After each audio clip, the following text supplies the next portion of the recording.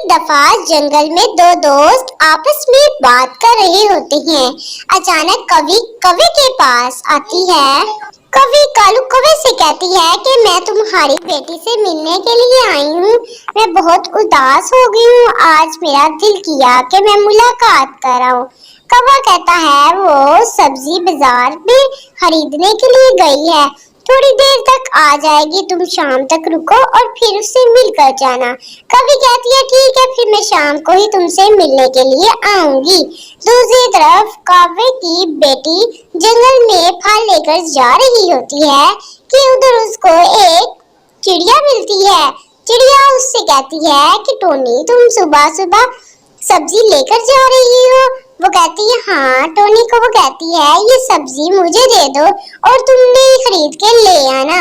वो चिड़िया कहती है मुझे जरूरत है इस सब्जी की, लेकिन टोनी कहती है मैं बहुत मुश्किल और इतनी गर्मी में लेकर आई हूँ और मैं तुम्हें इतनी आसानी से दे दूँ, ऐसा नहीं हो सकता। तुम खुद जाओ और बाजार से खरीद कर ले आओ।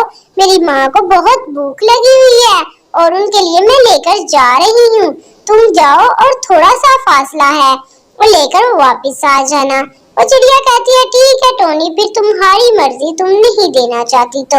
फिर वो चिड़िया चली जाती है और टोनी घर आ जाती है अपनी माँ के पास सब्जी लेकर, और उसकी माँ उसको बताती है कि तुमसे मिलने के लिए कौवी आई थी और वो कह रही थी कि मैं शाम को अब मुलाकात के लिए आऊंगी। काफी टाइम तुम्हारा इंतजार करती रही, लेकिन तुमसे उसकी बात ना हो सकी।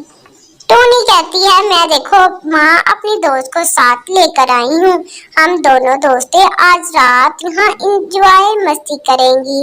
वो कौवा कहता है बेटा जैसे तुम्हारा दिल चाहे, तुम्हारी दोस्त जब तक यहाँ पर रहना चाहे रह ले, और कभी भी तुम लोगों से मिलने के लिए आएगी। टोनी कहती है ठीक है माँ, कभी जब मर्जी हमसे मिलने के लिए आ जाए, अब हम गए ही हैं। वो दोनों दोस्त आपस में बहुत गहरी बातें कर रही होती हैं और बाज कौवा उनकी बातें सुन रहा होता है और उन्हें कहता है कि आप दोनों बहुत अच्छे दोस्त हो, कभी आपस में झगड़ा नहीं करते। इसी तरह आइंदा भी आप लोग मिलजुल कर काम करना और एक दूसरे की मदद करना, आपस में कभी भी झगड़ा नहीं करना।